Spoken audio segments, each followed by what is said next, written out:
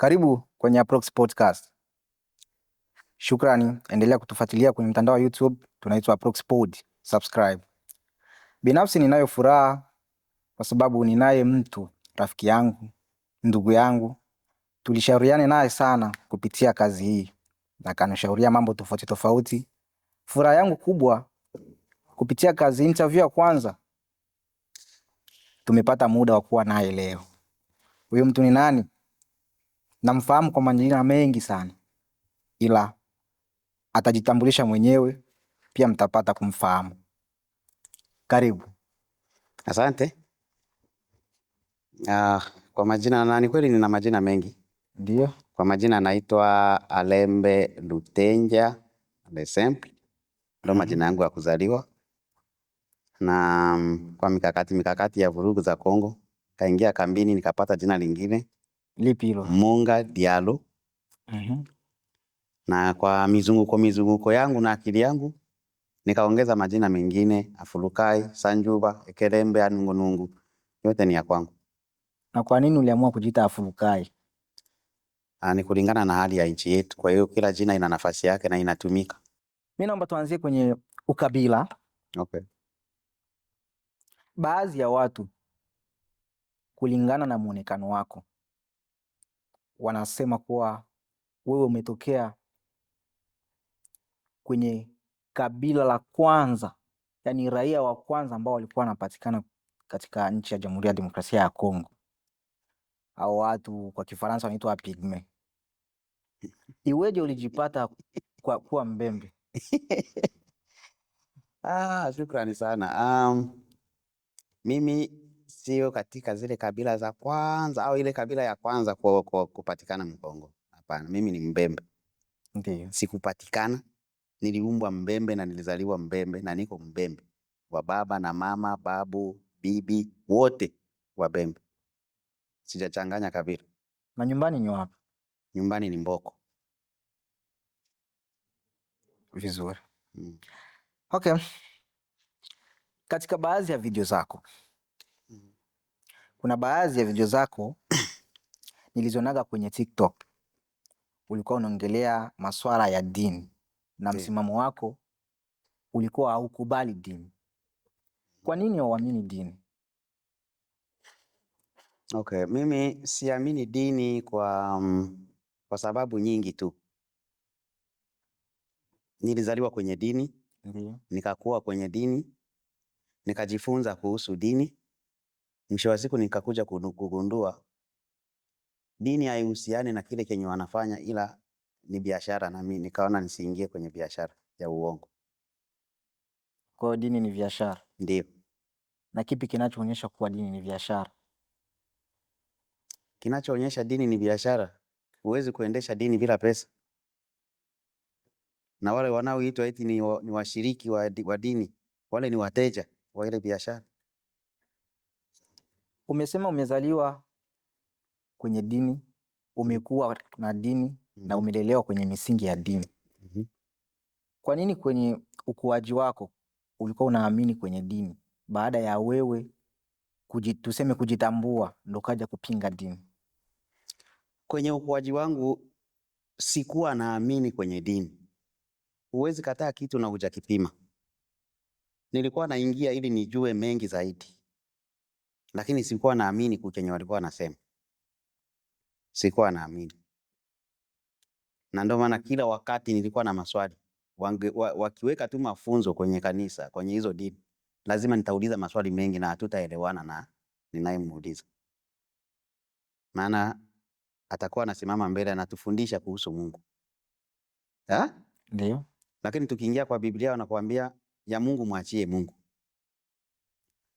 Sasa nikimuuliza kuhusu Mungu anakuambia eti ya Mungu mwachie Mungu. Sasa hapo mbele unafanya nini?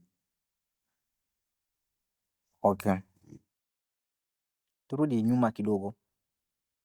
Umesema umetoka kwenye familia ya dini. Ndio. Baba alikuwa mchungaji, mwinjilisti, alikuwa nani?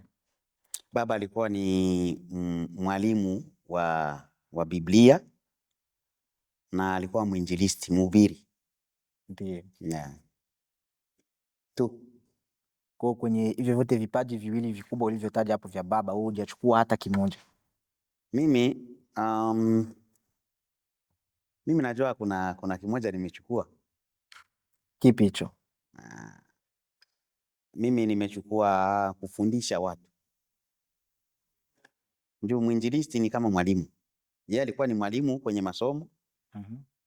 Na anaenda anahubiri. Yaani yeye ni mwalimu. Kwa hiyo mimi nimechukua ualimu, na ndio maana nikikutana na hao mapasta hawa nawaambiaga mimi ni mwalimu wenu.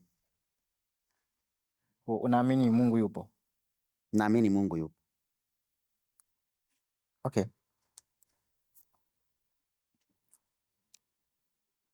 Mungu yupo. Na tunaenda kwenye makanisa ambazo unaita dini kumwabudu huyo Mungu. Je, kwa sasa wewe unasali wapi au unakaa tu nyumbani? Wewe si mmoja kati ya hao wenye madini? Yeah. Unaamini Biblia ni kitabu cha dini au ni kitabu cha Mungu? Kitabu cha Mungu. Ni kitabu cha Mungu.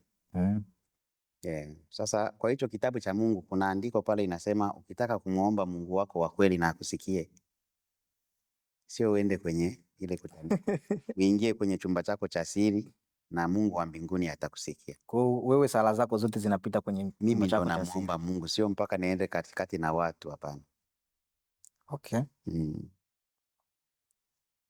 Dunia yetu ya leo tunaambiwa utaishi ndio, lakini usiishi tofauti na mapenzi ya Mungu. Kwa hiyo Mungu alituletea mtoto wake. Okay. Ili aje kutukomboa. Mungu akija sasa hivi, aiza mtoto wake akija sasa hivi kuja kuchukua ulimwengu, unajiandaaje? Kwa mtoto wake nani atakuja huko? Yesu. Unaamini ni mtoto wake? Kulingana na maandiko. Wewe ni mtoto wa nani?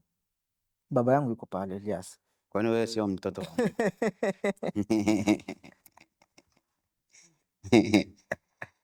Mimi naamini Mungu yupo kwa kuwa mimi naishi, napumua. Nyama zinaishi, zinapumua. Kuna miti. Kitu hakiwezi kujitokeza hivi, yawezekana kuna mtu alikitengeneza hicho kitu.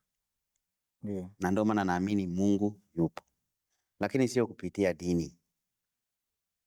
Wewe ndo unaita dini.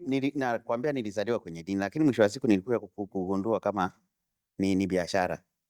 Kwa hiyo sasa hivi mimi naita zile ni kundi za mazishi. Mimi siziiti dini. Ni kundi za mazishi. Hivi haujafa, hawawezi fika kwako kwenda kuomboleza, kwenda kupiga ngoma au kufanya nini, hapana. Lakini ukifa wataenda na watalala pale, watafanya kazi nyingi pale. Kwa hiyo ndo kazi yao hiyo. Na wakitoka watatoka na pesa. Kwa nini unaziita ni kundi za mazishi? Kundi za mazishi maana wanafanya kazi kwenye mtu akishakufa. Kama haujafa hawawezi kusaidia. Na ukiangalia kwa video zangu kuna clip moja nilituma pale nikasema kuna watu wanapenda kukusaidia na wanakupenda sana.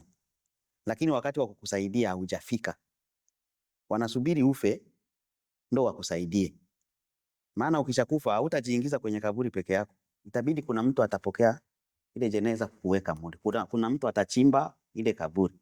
Ndiyo. Kuna mwingine mwenye atahudumia, kuna mwingine atatengeneza ile sanduku ya kulaza mwili. Wewe utakuwa huko hapo tu. Hao watu wote ndo wamejaana kwa zile madini. Na ndio maana mimi naita ni kundi ya mazishi. Mimi nikifa dini zote wataenda na hawatashiriki chochote, ila wote watakuwa pale. Lakini kama wewe ni Mgoligota, ukifa watakao hudumia pale ni Wagoligota tu. Hata Wabetheli wao pale hawatahusika chochote. Hata wa Methodist wao pale hawatahusika. Hata Waislamu wao pale hawatahusika. Ni Goligota tu. Maana ulikuwa wa ile group. Kwa hiyo ni group ya mazishi. Kwa hilo ndo maana unaamini unaziita ni kundi za mazishi. Ni kundi za mazishi. Mimi naamini Mungu kupitia mila zetu na asili yetu. Basi. Mila kama ipi hiyo? Mila ya Wabembe. Maana tuna jina la Mungu katika lugha yetu. Anaitwaje? Anaitwa Abecha Pungu wa Malango Mosi. Au naita Ombe. Mungu muumba wa mbingu na nchi. tunamuita Ave Chapungu wa Malango Mosi. Huyo Yesu hatumjui. Hatuna hata jina lake kwa lugha yetu. Najua hata kabila nyingi za Mkongo au za Afrika hakuna mtu ana jina la Yesu kwa lugha yake ya asili. Hakuna. Hata haya majina mnayoyasema ni ya kwake, sio hayo. Jina liwezi kubadilika kwenye lugha, ila maana ya jina ndio inabadilishwa. Mimi naitwa Munga. Nikiongea na Mngereza ataniuliza what is your name? Ni Kiingereza. Sitamwambia, sitageuza, nitamwambia tu Munga. Jina haibadiliki. Wewe mpaka umuite Yesu. Yeye ni Mswahili. Ndio maana unaamini Mungu katika mila yako. Katika mila yangu. Ave Chapungu. Na asili yetu ya Kibembe. Tulianza kumjua Mungu kabla hao wazungu hawajatuletea hiyo mambo ya dini. Na Mungu alikuwa anatusikia. Ni kipi kilicho sababisha mpaka tuamini sasa, wengi waamini kwenye dini? Mfanyabiashara lazima atakushawishi ununue biashara yake. Hata imesha expire atajitahidi anabadilisha ile ganda anaweka nyingine ili mradi ununue tu. Wafanyabiashara. Na ile kujidharau wenyewe. Ndio maana tunaenda huko. Ukisema mimi siamini Mungu kupitia Biblia au kupitia dini, wenzako tu ndio wataanza kukujaja. Sasa umekuwa mpagani, umekuwa nani? Mimi nawaulizaga wanipatie maana ya mpagani ni nani. Mtu anaitwa mpagani ni yupi? Sijawahi kupata. Kwa hiyo kwa sasa unatumikisha mitandao gani? Au mitandao mingapi? Na ulijiunga lini? Nina miaka mingi natumikisha mitandao ya kijamii. Kuanzia 2008 najua. Ndio nilianza mitandao ya kijamii na nilianzana na Facebook. Ndio. Ni miaka.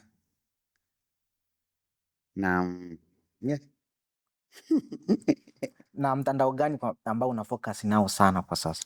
Mitandao yote ambayo inatoa taarifa, yote na focus nayo. Lazima utakuwa na mmoja tu.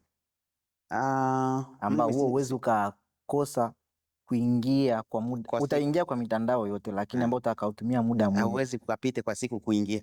Au kutumia muda mwingi, maana kwa siku unatumikisha mitandao yote. Sawa. Na kuna mingine inaweza ikapita hata siku sijaigusa. Sasa huo mmoja sasa ndio. Lakini huo hauwezi kupita kwa siku. Ni Facebook. Facebook. Yes. Na ni kwa kiasi gani mitandao ya kijamii imekuwa sehemu ya maisha yako? Mtandao wa kijamii sio sehemu ya maisha yangu. Sio sehemu ya maisha yangu. Kwa sababu umesema siku haiwezi kapita. Haiwezi kapita siku sijagusa pale.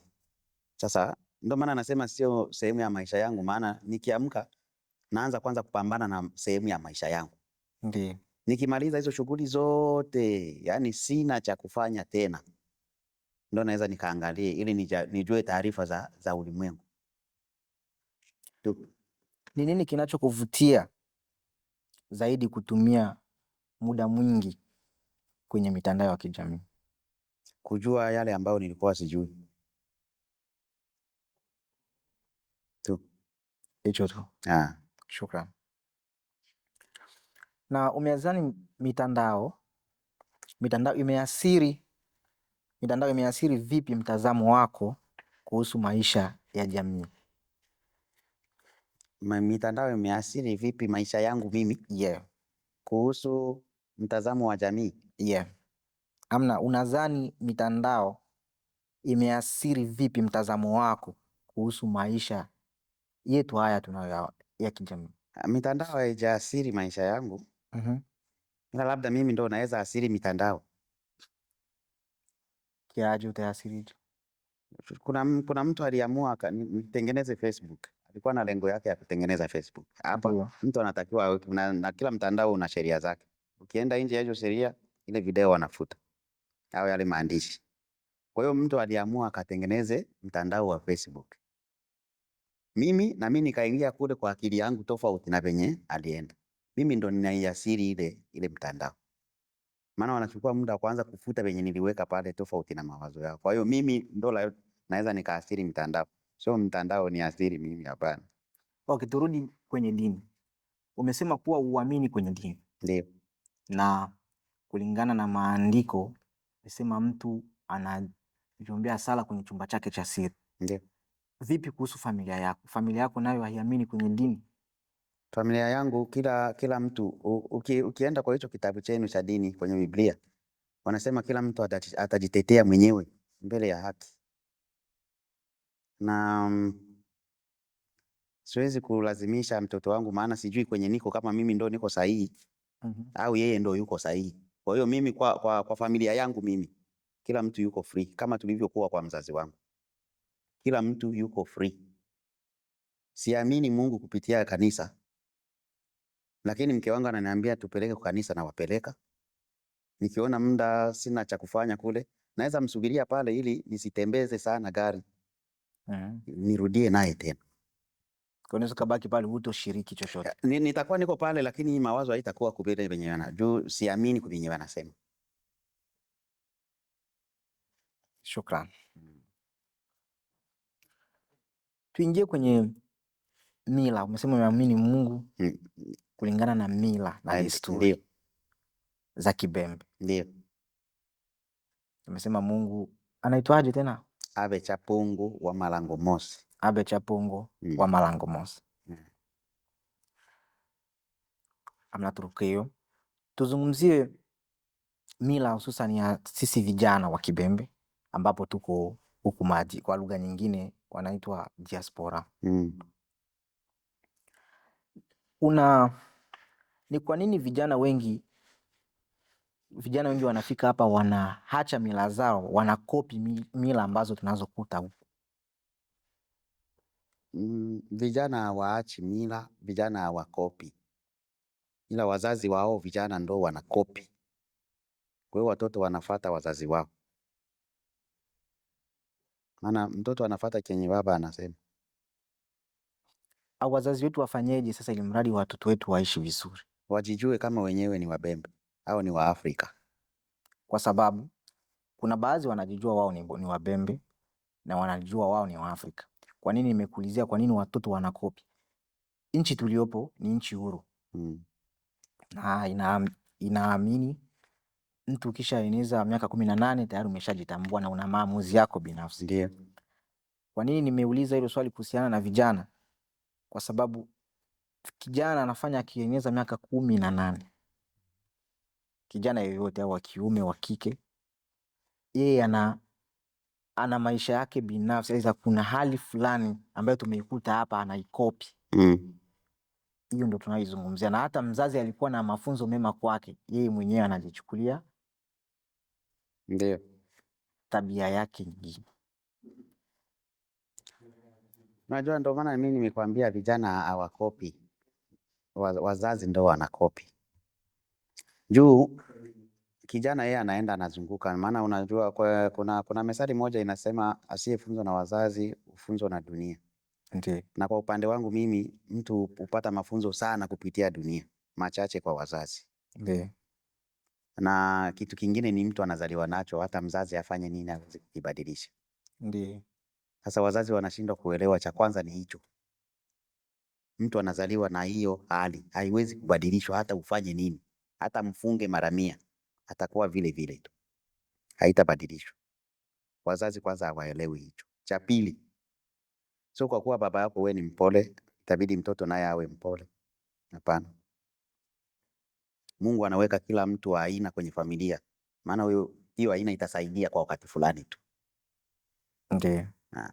Kwa hiyo mimi nasema ni wazazi ndo wameiga. Maana mtoto yeye anatembea, lakini maneno yote yenye ataleta inafikia kwa mzazi. Kwa mila zetu wanatuambia hii sura hii sehemu ya hapa ndo inachukua na ina represent mzazi wako kama baba yako, hii sehemu ya hapa. Na ndio maana hata mabubu akitaka kukuuliza baba yako yuko wapi, anakuuliza hivi, baba yako yuko wapi? Yani hapa ndo ina represent baba. Na wewe saa ya kunawa macho asubuhi, si unazungusha hivi? Ndio. Unamaliza yako huko juu. Si unamalizia yako huko. Ndio. Yani maneno yote yenye utachukua kwenye dunia yatafikia mpaka kwa mzazi wako. Yakishafikia kwa wazazi, wanatuambia hapa hatuko tena Afrika, hapa tulishakuwa Australia. Ndiyo. tuendane na vya huku. Na wale wa vijana wako pale wanasikia. Hapo utaniambia nani amekopi, ni kijana au ni baba? Kijana alienda kuchukua maneno, labda ameenda kuchukua binti wa watu, ameoa. Mwenye anaongea yale maneno ni mzazi wake. Sasa ile wakati wa kusema ile maneno, kwa mila zetu kila kitu kinatakiwa kianzie pale pale, kila mwanzo wa kuoa uanzie pale pale. Lakini anakuambia tusichukue muda bwana, hatuko tena kule, tuishakuwa Ulaya, tuachane na mambo ya kule kwenu Sanza. Ule garso mwenye alileta ile maneno iko pale anasikia. Utasema ni ule kijana amekopi au ni ule baba yake ndo anakopi? Sasa anafuata mambo ya huko. Okay. Umesema hapo nchi hii hajatuambia tusahau mila zetu. Yes. Tena inasema ni multicultural. Ndiyo. Nchi hii ni multicultural ndio, na haijasema tusahau mila zetu. Yeah.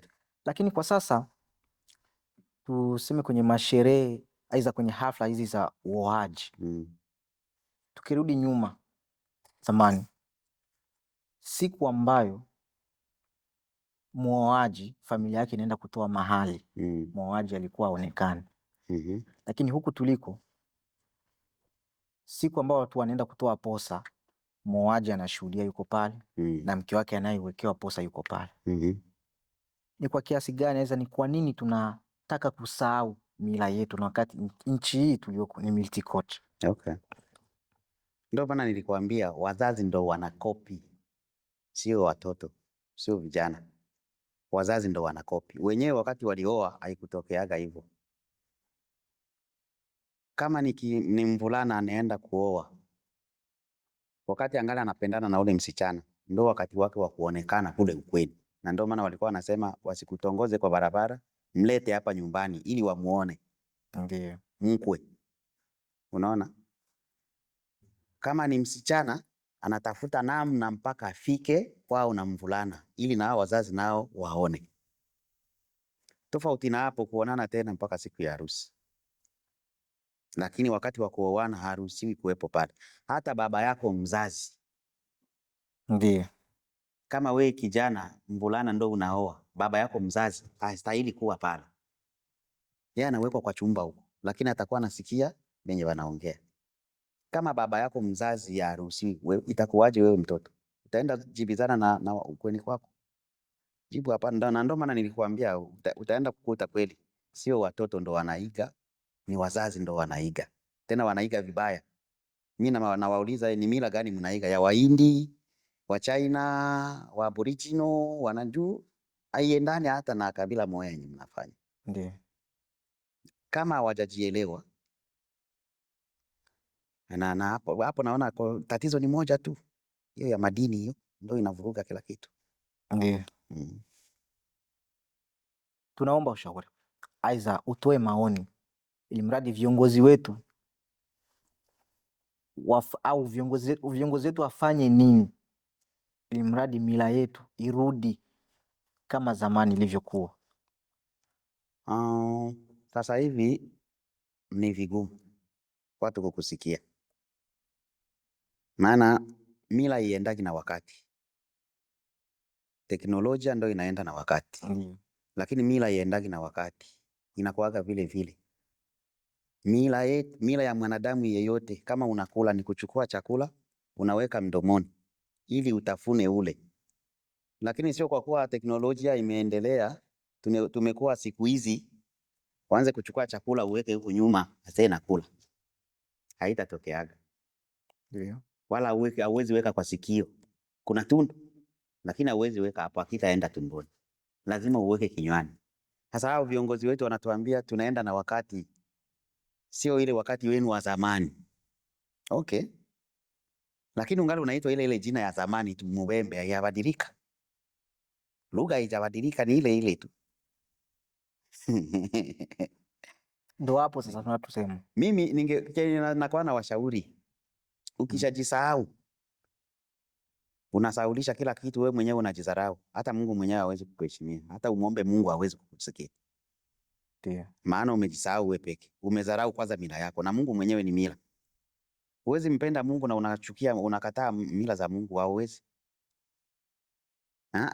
na Mungu anatuambia tuanzane kwanza sisi kwa sisi, yeye baadaye. Unaona? Na ukidharau mila yako unajidharau mwenyewe, hata Mungu mwenyewe anakuona kama wewe hufai. Bora enda hata kwa nyama. Ndiyo. Waheshimu mila yao basi, na kila kitu kitanyoroka. Sasa hapa shida ni moja. Tunaambiwa Australia ni multicultural, na ni kweli ni multicultural. Lakini kwa kukwepa, mimi naona wazee wengi wetu tukienda nao kiserikali wataonekana ni wezi, wanaiba serikali. Kwa nini? Huwezi kufanya mambo ya biashara serikali haijui, maana unatakiwa ulipe tax. Kwa yetu sisi kiasili ni kama kuuziana, ni kama biashara, maana pale kuna risiti zinaandikwa. Sehemu yoyote kwenye kuna risiti inaandikwa, hiyo ni biashara. Sasa kama unafanya kitu cha biashara kwa serikali ya Australia bila kulipa tax, wewe utakuwa ni mwizi. Ushawahi kuona sehemu moja wanaoana na wanashirikisha serikali nayo iko pale? Hapa Ule ni wizi, wanakimbia kulipa tax. Ule ni wizi. Na ndio maana mila zetu wanaogopa kuzionyesha serikali ijue, maana serikali ikijua wengi watadaiwa, wataonekana ni wezi. Sasa mimi kwa upande wangu, wajijue, wajitambue, waheshimu mila yao. Hata Mungu wa mbinguni atawasikia na wataomba, Mungu atawapatia watakachokiomba.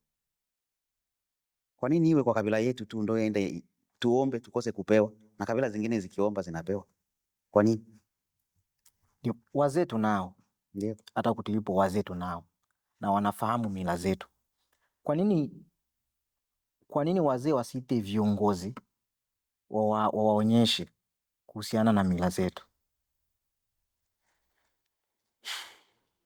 Mimi naona kwanza kiongozi wa kwanza ni mzee. Kwa upande wangu, yule mwenye ana miaka zaidi ya watu wengine, huyo ndio kiongozi wa kwanza. Juu wanaweza wakakwambia leo utakuwa kiongozi wa Wakongomani kwa miaka yako. Ukiangalia hesabu ya Wakongomani hapa, kuna wengi wanakuzidi miaka. Wengi ndio. Wengine utawaita mababu, wengine mababa. Sasa huwezi kufanya kitu haujapitia kwa hao wazee.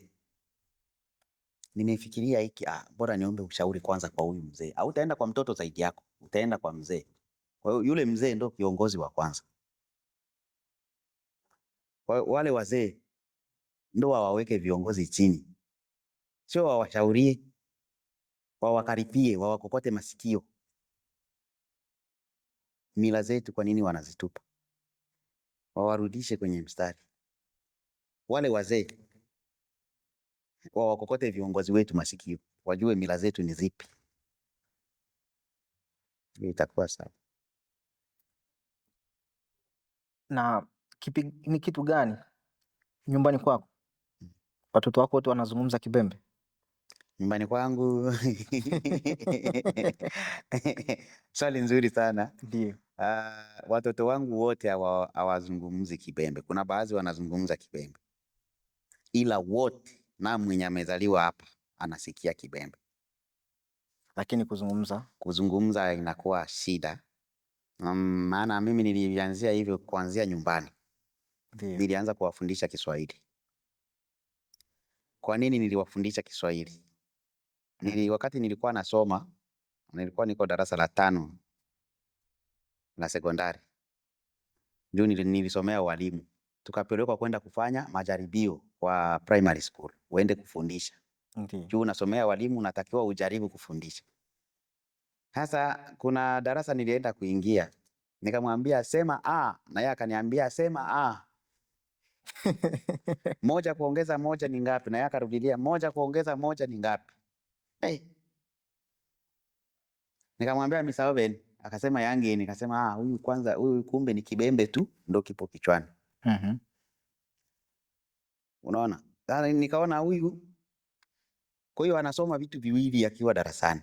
Kwanza anasoma lugha, cha pili anasoma kile chenye unamfundisha. Na darasani kule shuleni wanafundisha sana kwa Kiswahili. Nikaona bora mtoto atoke nyumbani anajua kuongea Kiswahili ili asiende kuhangaika kule darasani. Nikaanza kuwafundisha kuongea nao Kiswahili. Lakini akishaanza kuongea Kiswahili Nikisema nimtume kitu naongea naye kwa Kibembe ili awe anasikia Kibembe. Ndiyo. Akiwa rahisi kuongea atakuwa anakiongea. Mimi na mama yao tunaongea Kibembe, hatuongeagi Kiswahili. Umesema unaamini kwenye mila na wewe ni Mbembe na lugha hivyo ni Kibembe, au kwa hao watoto ambao hawazungumzi Kibembe, Ndiyo. auoni kuwa baada ya miaka miwili, aweza tuweke miaka 5, auoni kuwa wajukuu wako hawatojua kuzungumza Kibembe wala hata kukisikia? Hiyo siwezi kuikataa. Sasa hata huko miaka 5 ni mingi, hata baada ya miaka niseme tu mjukuu wangu mwenye atazaliwa hapa, Ndiyo, itakuwa vigumu kuongea Kibembe. Unaona? Na sio wa kwangu tu, kulingana na sehemu yenye tunaishi. Sasa hivi ukienda Nyarugusu, Kambini Nyarugusu ni Tanzania. ndiyo, Kuna kabila nyingi ziko pale, lakini kuna kabila yenye iko wengi zaidi ya wengine wote, Wabembe. ni Wabembe. Kwa hiyo zile kabila zote zenye ziko pale ni lazima sasa hivi ukienda wanaongea Kibembe, na akiongea Kibembe utafikiria ni Mbembe kabisa. Juu ya nini? Kibembe ndo kinaongelewa sana. Sasa hapa kwenye tuko hapa ni Kiingereza. Mtoto wangu anaanza kuongea Kiingereza, ataoa binti anaongea Kiingereza, kwa hiyo mtoto wao na yeye ataongea Kiingereza. Kwa hiyo huyo mtoto mwenye atazaliwa, mjukuu wangu mwenye atakuwa hapa, Lazima atazungumza Kiingereza. lazima Kiingereza. Kwa kupitapita nilikuwa sehemu kwenye kabila lingine, nikakuta mama yake na huyo mtoto alizaliwa hapa, naye akazaa hapa. Lakini nilikuta wanazungumza lugha yao, ambao ni Lingala. Kwa nini wao ni rahisi, kwetu inakuwa vigumu? Ndio ile nilikwambia, wazazi wanapenda kuiga. Wazazi wanapenda kuiga. Na mimi wakati tulitoka nyumbani kuja hapa, mimi ndo nilikuwa translator kwenye familia yangu. Yaani hakuna mwenye alikuwa anasikia Kiingereza. Ndiyo. Ila mimi wakiongea, mimi ndo nawaambia hapa wameongea hiki. Ndiyo. Yaani mimi nilikuwa nasikia, nilikuwa naelewa zaidi yao hata kuongea vimoja. Lakini sasa hivi wenyewe ndo wamekuwa wa translator. Sasa mimi mwenye nilikuwa translator, kuliko Kiingereza kuongezeka, Kiingereza ndo kinapotea. Ndio nilikuja kugundua kitu kimoja, hapa kuna Wachina. Kama hivyo umesema, nilijifunzia kwa Wachina. Alizaliwa hapa, akaoa, akazaa, na yani kuanzia ule wa kwanza mwenye alizaliwa hapa na mpaka mjukuu mwenye iko naye leo ni Kichina tu ndo kinaruka. Tena anaongea bila fre. Akienda kwa watu wengine anaongea Kiingereza. Akirudi kunyumba ni Kichina. Nikasema kumbe sisi, ndio maana nilisema wazazi ndio wanaiga. Na mimi nasimama kwangu, lazima watajua wote Kibembe na kama atashindwa kuongea, lakini atakisikia vizuri na hakuna kitu kitamkwepa. Sasa akienda kwake, ile ni familia yake, mimi sitaifuatilia.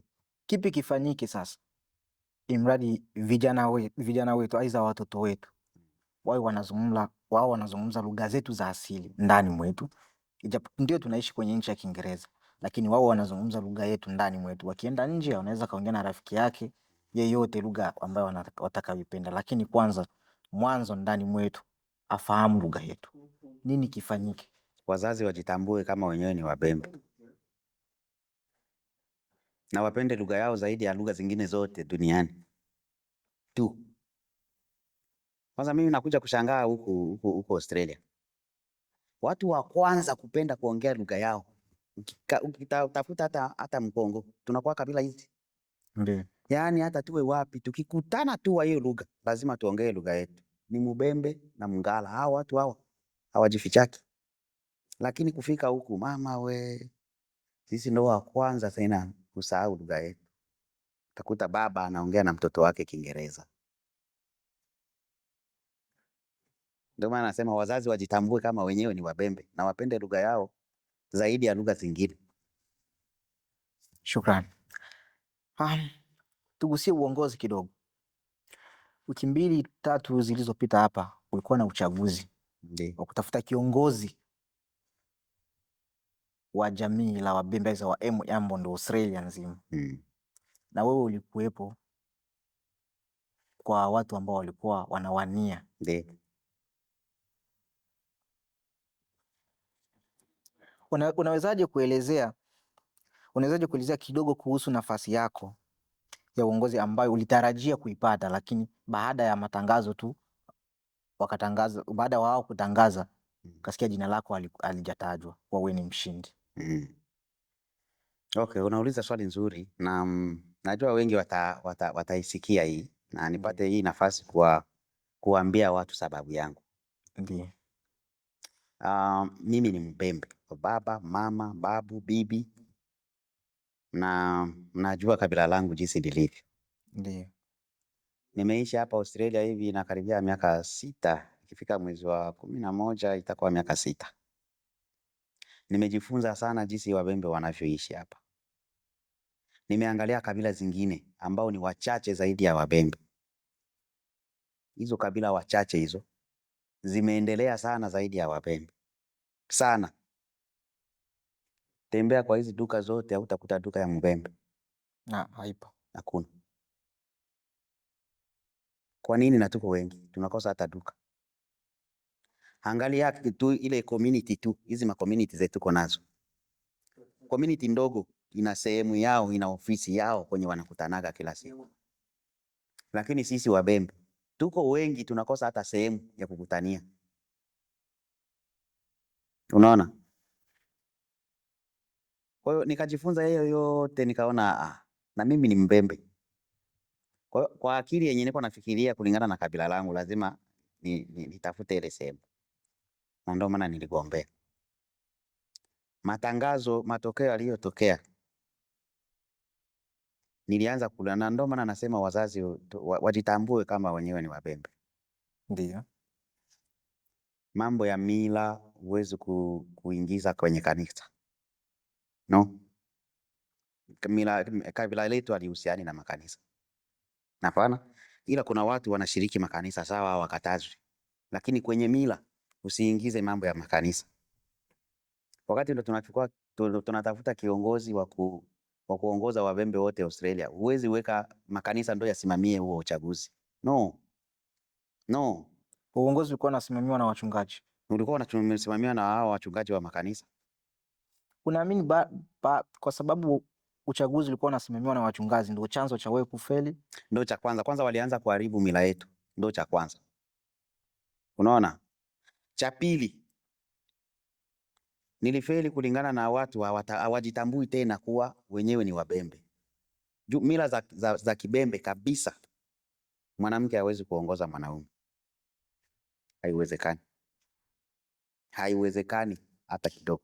Hata ukienda kwenye Biblia nayo inasema hivyo. Si mnasema ni Wakristo?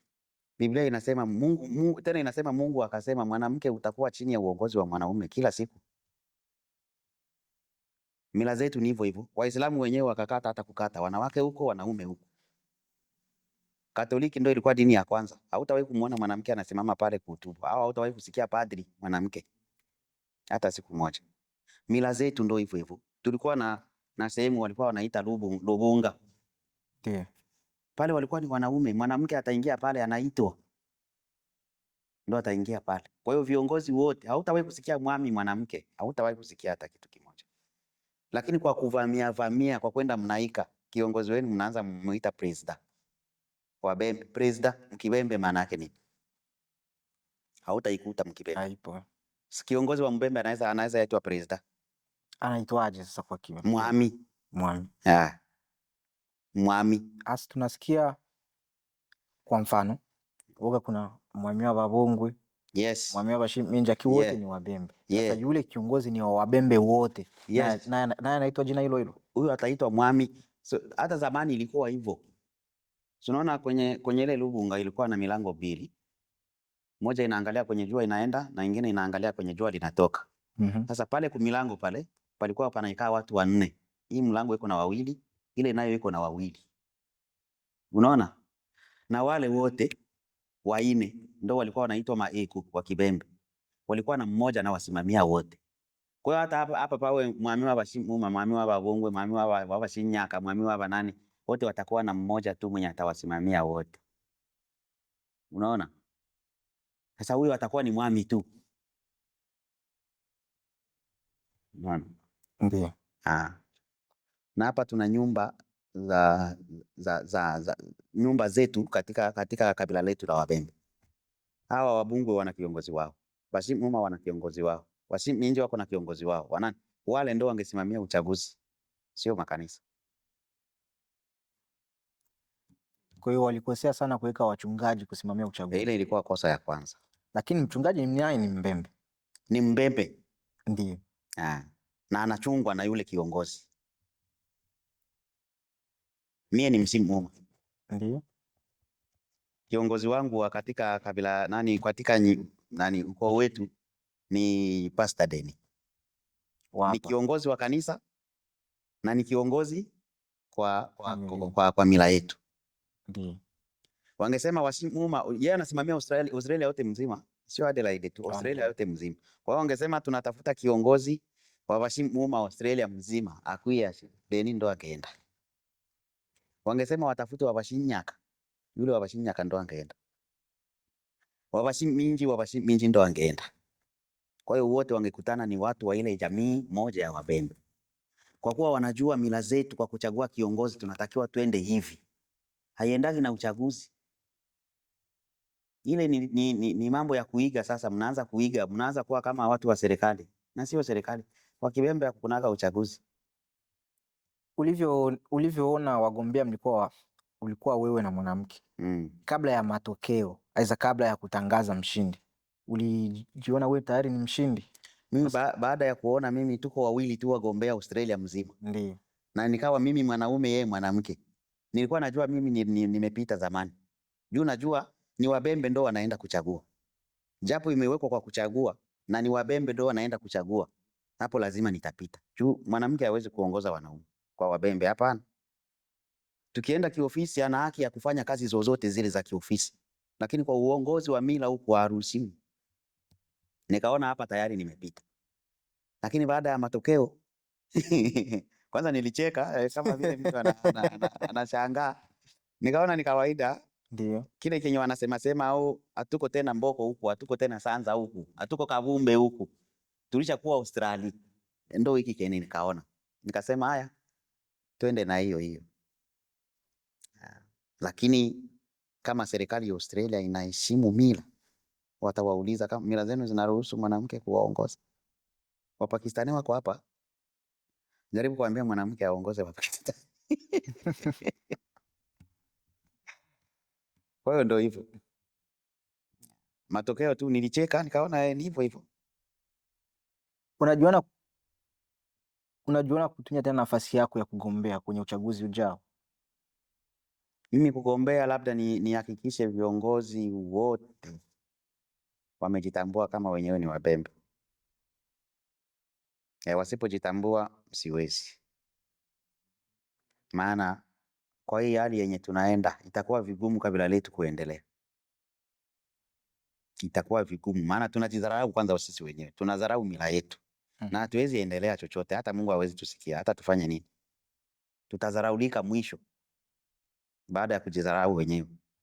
Kwa hiyo mimi siwezi nikisema nigombee na nikipita tutakuwa tunaishi Australia kama tuko Bubembe. Ukipita? Nikipita au ningepita tungeishi Bubembe na tuko Australia. Ila we bado ni Mbembe? Mimi ni Mbembe. Na uongozi tayari umeshatangazwa. Ndio. Kwa nini usitumia hayo mawazo yako kuwaambia, aidha kuwashauri au nini wafanye, mradi tuishi kwa uongozi wao, tuishi kama tuko Bubembe? Niambie nani? Viongozi waliopita. Kiongozi mwenye alipita. Nimwambie mawazo yangu. Ushauri aidha ni maoni yapi? Kwetu kwa mila zetu mwanamke anaitwa na wanaume na wale. Lakini ni kiongozi. Ndio hivi nakwambia. Anaitwa, atakuwa kiongozi wa wanawake wenzake, sio kiongozi wa wanaume. Haijawahi kutokea kwa mila zetu. Tukienda kwa mila, haijawahi kutokea mwanamke kuongoza wanaume. Haijawahi. Kwa hiyo yeye ndo angekuwa anasimama mle Mlobonga anaita wanaume. anaita mkuu wa Washimuma, anaita mkuu wa Washinyaka, anaita mkuu wa Washiminji na Wabungu mwanamke, watakuwa sio Wabembe. Angekuwa mwanaume vyangu vyote ningempelekea penye niko na wazi, lakini kwa kuwa ni mwanaume aite wanaume. Yeye ana malengo ya kugombea, anapenda afanye hiki, anapenda afanye hiki, anapenda afanye hiki. Sawa, sisi tunamfuata kile kenye anasema. Haya, tutaenda huko huko. Nikaenda kuwekwa mchungazini. Kwa mila zetu wa kuchunga ghala na kuaga ni mwanamke. Kwa utaniweka kama mwanaume, yani kila kitu anageuza hivi hivi. Sipokuwa nataka kutumikia kabila langu, sawa, nikakubali. Unafahamu baadhi ya mila hizo, unaifahamu mila vizuri, na umesema hapo kwa mila zetu mchunga hazina ni mwanamke. Ndio. Kwa nini usingekataa? Ningekataa pale ingekuwa kosa. Mimi nilisha wajifunza sana Wapembe hapa sana. Unaona, pale kuna mtu alikuwa anasemwa amegombea ukatibu. Unajua kama ulikuwa pale ulimwona sekretari. Ule jamaa hakuwahi kugombea ukatibu, hakuwahi kuandika fomu eti nataka niwe katibu. Alishangaa kufika pale anaambiwa na wewe, nani aliwaambia? Sasa hapana, uende kwanza. Unaona, yani pale palikuwa panafanyika kitu yenye wale wengine wenye walienda kuchagua hawajui nini kinaendelea. Unaona? Sasa na mimi wakati walisema, jua alimsema kule kwenye tulikuwa, mwenye atakosa atakuwa mchungazini. Mimi nikasema hapana. Kama nilikuwa nagombea urais na nikikosa urais, utaniwekaje mchungazini? Nimekosa, haina wakati wangu wa kufanya, itabidi nitulie. Ase hapana, hatuwezi acha nafasi na mtu anajitolea. Nikasema ningesema nikatae pale, wangeniona vibaya. Nikasema bora nikubali kwanza iende hivyo, lakini mwisho wa siku nitaenda kataa. Wazee wetu ambao wanaojua mila, naamini wapo hapa Australia nzima, baadhi hao wazee wapo. Kwa nini wasikusanyike, aidha wakusanyike, wachague watu ambao watakuwa wanasimamia uchaguzi? Kwa sababu umesema kitu cha kwanza ambacho kimesababisha wewe kukosa, cha kwanza uchaguzi umesimamiwa na watu ambao wameshavuruga mila, ambao ni wachungaji ambao tayari wameshavuruga mila ya mila wenyewe hawaipendi, wanaita ni bulozi. Mambo ya mila wanaita ni uchawi. Na kwa nini walijiingiza kwenye mambo ya uchawi wasimamie uchaguzi? Ni kuwauliza sasa wenyewe. Wanakataa mila yao lakini wanaenda kusimamia uchaguzi wa mila. Wao ni wachungaji. Lakini tena ni Wabembe. Wao ni wafanyabiashara. Wao ni wafanyabiashara. Ndio. Lakini tena wao ni Wabembe. Ndio maana walishirikishwa kusimamia uchaguzi. Kwa sababu cha kwanza ni Wabembe. Kushiriki kama Mbembe wako na haki. Ndio. Lakini kushiriki kama mchungaji wa kanisa, hiyo haki hawana. Kuambia mtu ukweli ndo vizuri, kumficha ndo vibaya. Wazee wetu wapo. Ndio umesema mtoto ndo waga anaitwa na wazee. Lakini kama wazee hawajakupata huo mwito wa kuita wa mtu mwenye mawazo kama aina ya kwako, wewe siku moja uweze ukafata baadhi ya wazee ukawaelezea maoni yangu, aidha pendekezo zangu ni 1, 2, 3, ili mradi tufanye kazi, tuwe tunaishi kama ambao tuko Bubembe. Sio tu tutoe huko kwenye tutoe Kumangala, twende tu majirani tu hapo, maana kutoka huko Bubembe kwenda kule Kumangala mbali kidogo, lakini ukitoka nyumbani kuingia Burundi kama karibu. Na mtoto na mjukuu aliyezaliwa hapa wa Kirundi anazungumza lugha ya Kirundi. Ndio. Siona wao wanaishi hapa kama watu ambao wako Burundi. Wako Burundi. Na Kiingereza wanaongea. Ndio hapo wewe uweze ukaita wazee ukawaambia. Unaona kinywa changu akivaa kichupi ndio kisa nasema. Kinakuaga uchi kila siku. Na waga nalaumika sana. Nishawahi kupigia simu naambiwa wazee, wewe ndio utajiona kama wewe ndio Mbembe wa kwanza hapa. Unaona? Mpaka kupigiwa simu. Nishaongea na nikachoka. Na ndio maana nakuwa nikikutana nao naanza kuongea pale pale. Juu ukisema uwaite hawakujaki. hawakujagi. Kwa mila zetu wanasemaga hivi, familia yenye haina mikutano, familia imekufa. Ndio. Kuna kamati ya washauri wa ya Mbondo hapa, ni wazee, inapitaga hata miezi 5 hata miezi 6 hawajawahi kukutana. Kuna nini wanapanga cha maana? Hakuna, kila mtu iko kivyake. Kikao chetu sisi Wabembe ili tukutane sisi wote ni miaka na tukutanagi wengi kulingana na jinsi tupo, na ndio maana nasema mpaka watu wajitambue kwanza sisi ni Wabembe, kila kitu kitanyoroka. Lakini kama watu hawajajitambua eti sisi ni Wabembe, no, hakuna kitu kitaendelea. Kwa hali hii unayoiona kwenye kabila letu baada ya miaka 5 baadaye, unalionaje? Aidha, unaonaje kabila letu kwa jinsi tunaenda? Ndio. Hakutakuwa Wabembe baada ya miaka 5. Hakutakuwa Wabembe baada ya miaka 5. Hapana. Kwa jinsi naona tunavyoenda, hawatakuwa Wabembe. Najua watakuwa labda ni Aboriginal. Hakutakuwa Wabembe kwa sababu wanaongozwa na mwanamke au vipi? Hapana. Ndio maana ukishadharau mila yako, ndio unaanza kuiga mila ya mtu mwingine. Hivyo unahakikisha si utaenda 100% kule kwa ile mila yenye unaiga na hii unaiacha. Kwa hiyo utaanza kujiita ule mtu. Hautakubali tena wakuite Mbembe. Baada ya miaka 5 pakiwa Wabembe wengi watakuwa 20. Hebu waambie wazee wetu hapo ambao watakutazama baadaye na ambao wataendelea kututazama kila siku, nini kifanyike ili mradi baada ya miaka 5 mila yetu tusiwe kama Maaborigini, tuendelee kuwa Wabembe? Yaani cha kufanya sio mpaka waende shambani, sio waende wapi, ni kitu kidogo tu kinaweza waambia. Yaani wazee wajitambue kwamba wenyewe ni Wabembe. Hawatabadilikaga hata wafanye nini, hata wasome kuanzia wapi mpaka wapi. Ndio. Hawatawahi kubadilika kuwa Wabembe hata siku moja. Watakuwa ni Wabembe tu.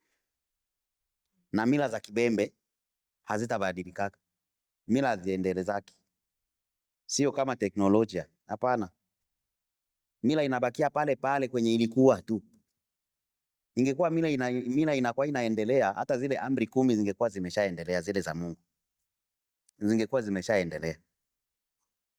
Ziko pale pale tu, hazijabadilika. Na zile amri zote ziko kwa mila zetu zote. Hakuna hata moja yenye iko pembeni. Zote ziko kwa mila zetu. Unaona? Ndio. Kwa hiyo wakijitambua na wakisimamia kuweka watu wajitambue kuwa wenyewe ni Wabembe, basi baada ya miaka 5 itakuwa kabila la kwanza kuwa na maendeleo sana hapa Australia zaidi ya kabila zingine. Rudi kwenye dini kidogo.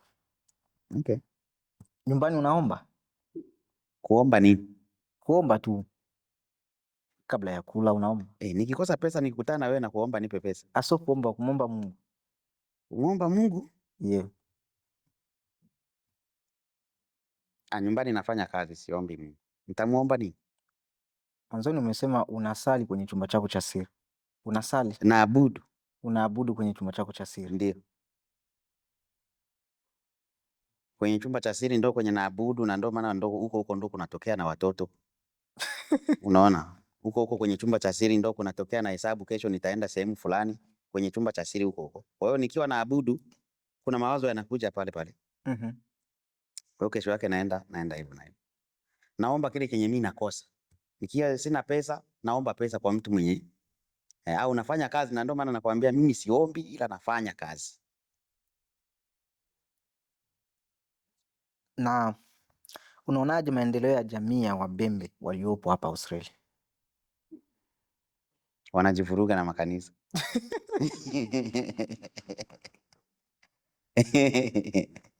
Kwa sababu wanajivuruga na makanisa ndo maana jamii la Wabembe halina maendeleo? Halitaendeleaga hata siku moja. Wafanyeje ili mradi waendelee? Hivi kwa nchi zenye zinajiunga sana na kanisa, ni nchi gani inaendelea? Israel inaendelea juu ya makanisa. Italy inaendelea kule. Vatican Inaendelea juu ya kanisa. Yeah. Si ndio maana nilikwambia kanisa ni biashara, sio kumwabudu Mungu. Unaona? Vatican inaendelea na ina kila kitu. Si biashara yenye inapita makanisa. Kwa sababu kiongozi anayechaguliwa wa Wakatolika wote duniani ndo rais wa nchi. Kwa hiyo kila sadaka inayotolewa popote kwenye kuna kanisa la Katoliki, popote kwenye kuna kanisa la Methodist, hizi makanisa zenu zote, mwisho wa siku endi zenu inaenda kufikia pale Vatican. Msifikiria sasa hivi mko hapa Adelaide yenye mnafanya akifiki Vatican. No, kinafika. Kinafika. Pale si mnalipaga. Ili mkusanyike pale mnalipaga. Na ndio maana nilikwambia hii ni biashara, haiwezi enda bila pesa. Wanakudanganya upande wa sadaka, unatolea Mungu. Pale Mungu anaendaga kuchukua sadaka. Kila kitu hapa duniani ni kitu cha Mungu. Utamtolea Mungu nini chenye atakula?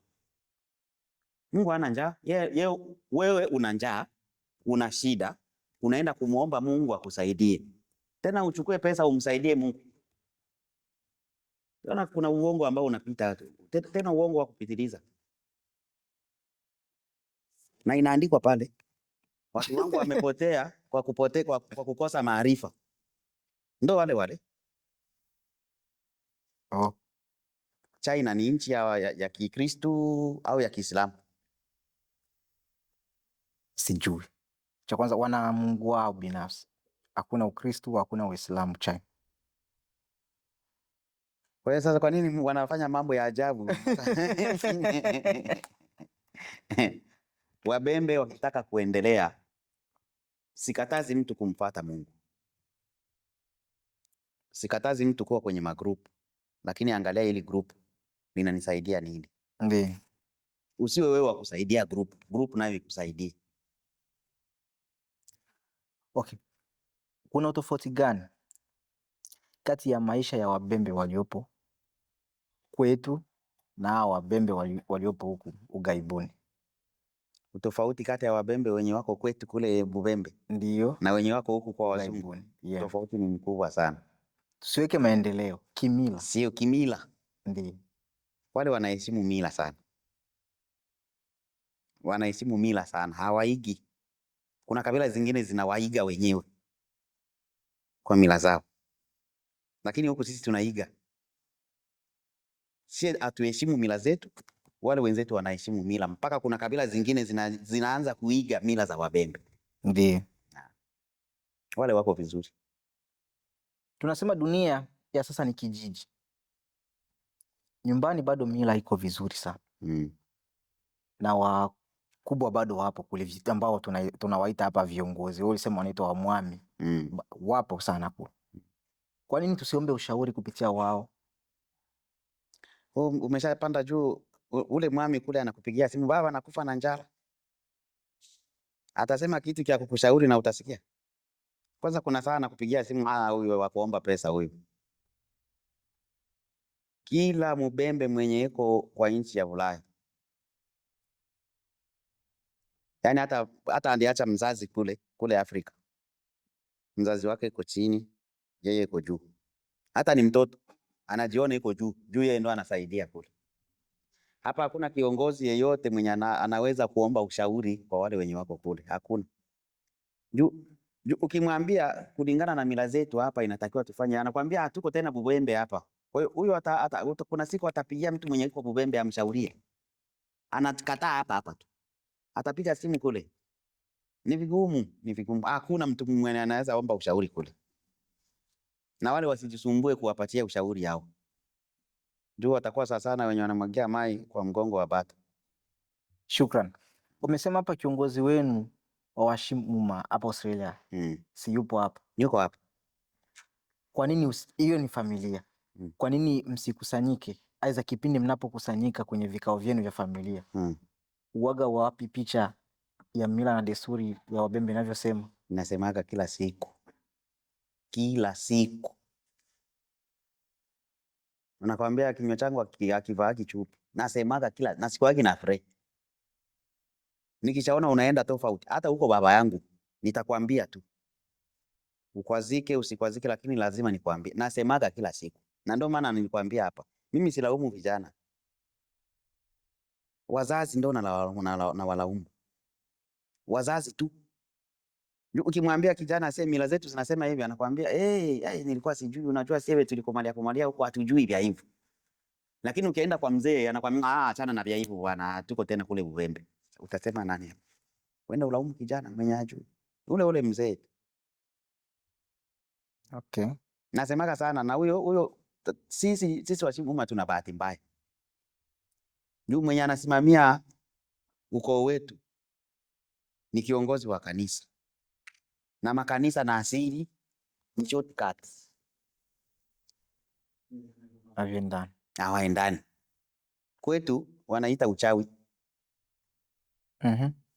Kwa mila zetu uchawi unajulikana kwa mila zetu. Uchawi sio kuua tu, hapana. Ile ya kuua sio uchawi wa kimila. Ile ya kuua ilikuja kwa wazungu. Uchawi wetu ulikuwa ni wa kulinda mgeni. Kulinda watu, kulinda watoto, kulinda nini? Mgeni asije kuvamia. Ndio ulikuwa uchawi wetu. Wenyewe wa makanisa wanawita ni uchawi. Hakuna siku Mbembe aliwahi kutengeneza bunduki. Hakuna hata siku. Hakuna siku Mbembe alikutaniwa kwenye wanatengeneza bunduki. Lakini akatengeneza dawa risasi isimuingie mwili. Mtoka wapi? Mkanisa jibu hapana. Lakini mwambie huyo mtu wa kanisa, ili upate ile dawa unatakiwa kuchanje hapa, wakupake. Kuchanjwa ni dhambi. Na Yesu alipakanaga matope. Tena na dawa mate yenye anatema. Siku zijazo unaona vijana wa Kibembe tutaendelea kutunza wataendelea kutunza utamaduni wetu? Hapana. Kulingana na hali ya wazazi wao na viongozi wao hawataweza. Juu vijana wa Kibembe wanapelekwa kimaendeleo. Na wenyewe hawana maendeleo. Sasa ndio unashindwa kuelewa. Kabila la kwanza kukosa maendeleo ni Wabembe. Lakini wanapeleka watoto wao kimaendeleo tu, maendeleo. Unajua kama wazazi wetu zamani hao wachungaji wa makanisa walikuwa wanakuambia simu ni ya Freemason, ni ya kishetani. Hii phone. Freemason. Ndio, ni ya Freemason. Na wanakuambia ni uchawi. Juu haiwezekani niwe hapa Australia niongee na mtu mwenye komboko sasa hivi na tunaelewana pale. Anakuambia hapana, Mkibembe hiyo ilikuaga na inakuaga mpaka leo. Na ndio maana nasema hawa wa hizi teknolojia vitu vingi wanaiga kwa Wabembe. Kwa Wabembe wanaita lonyeke. Ndio. Wanatengeneza, wanaweka mai kwenye chombo. Kuna mayani wanachangachanga pale. Unaita mtu mwenye iko Kabumbe na unaongea naye sawa sawa na mwenye unaongea kusimu. Tena yenyewe haihitaji electricity. Network, haihitaji nini tena, hakuna ile rezo iko na potea, haina. Direct kabisa. Hata alikuwa anafanya kazi, kuna kama usingizi utambana tu, ile mradi muongee naye. Umesema hapa tuko wengi sana Wabembe. Ndio Australia. Na kwa nini tunakosa maendeleo? Ukiangalia community zingine zina maendeleo, lakini huwezi ukakuta kwenye community yetu tumesema hatuna hata ofisi binafsi. Ndio. Ni kwa nini? Tunapenda sana makanisa. Anayetuongoza lakini sio mchungaji. Anayetuongoza anaongoza wa makanisa ni tupu. Ndio shida. Unaona? Niliwahi kumwambia hivi, na ili na wewe ujue kweli kama ni makanisa ndio yanaharibu maendeleo yetu. Ndio. Andaa kikao, waambie hiyo siku tunaambiwa hivi na serikali. Pakifika, yani sisi wote tukifika kwa huo muda pale, serikali itatujengea ofisi. Sisi tutabakia kulipa ile ya umeme, mai, lakini kila kitu serikali itatujengea hiyo nyumba. Uambie hivi, tunaitwa kukutana Wabembe wote, tukutane sehemu hii Jumapili na saa 9 mchana.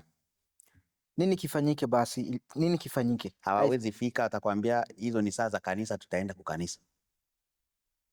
Wanakataa maendeleo, wanaenda kwa makundi kanisa. Akitoka kule anatokaga na nini? Mafundisho. Tangu ulianza kusoma, si masomo inakuwa na mwisho. Unaanza somo la kwanza, unafika la 6, unatoka hapo unaingia kwa nyingine tabaka, unamaliza unapata cheti unatoka. Ulizaliwa mwa hiyo makanisa. utazeeka mkanisa. Kwani wewe usikiaje wenye wanakufundisha? Yaani wanakufundisha leo, kesho unaenda rudilia vile vile tena waende wakufundisha. Nini tufanye mradi jamii yetu iwe na maendeleo? Mjitambue ni Wabembe. Hilo tu. Hilo tu. Ukijitambua mimi ni Mbembe. Kama nasema hivi nijua nini? Tulianza kujua Mungu hatujaletewa madini. Hizi dini hazijafika kwetu, tulikuwa tunamjua Mungu. Na tulikuwa tukimuomba Mungu kile kenye tunaomba na tunapata ile siku, ilikuwa binachelewa. Kama ni njaa, nyama zilikuwa zinatoka mpori na zinaingia mwingine. Samaki zinajitoa Mtanganyika zinachupa kumchanga. Mungu anatusikia. Kama ni magonjwa, tutaacha mtu ku Elizabeth ni mgonjwa. Tunapanda kumlima, tunaenda kumwabudu Mungu, tunamwambia ndugu yetu ni mgonjwa. Tutarudia tunakuta yuko anatembea barabara ishapona. Hautafanya dawa, hautafanya nini, ni kuomba Mungu ule mwenye tunajua abe cha Mungu. Sasa hivi Mbembe anaambiwa asimame mkanisa. Anaomba kwa Kiingereza. Mungu atakusikia. Unaona? Mimi nikawapa wazo nyingine. Nikawaambia hivi, kama ni Mungu mnataka kuomba huko kwa makanisa, mrudilie ile asili yetu yenye tulikuwa. Wabembe wote muwe na kanisa hii. Akiwa ni Mfuliru mwambie aende ingie kwa Fuliru. Akiwa ni Mushi aende ingie kwa Mushi. Akiwa yani wa kabila lingine asiingie humo. Wao Wabembe tu.